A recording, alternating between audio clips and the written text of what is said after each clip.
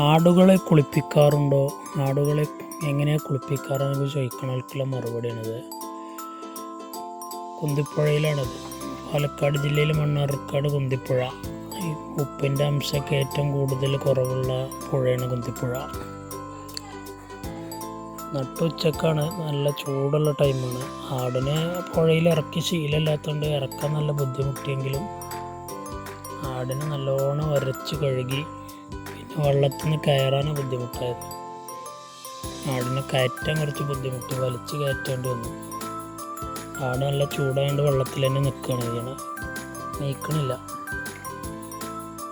നല്ല സുഖത്തിൽ കിടക്കുകയാണ് ആട്. കുന്തിപ്പുഴയുടെ തണുപ്പ് എൻജോയ് ചെയ്യണം ആട്. ഞായറാഴ്ച സൺഡേ ഹോളിഡേ ആയതുകൊണ്ട് കൊടുന്നതാണ് പുഴയ്ക്ക്.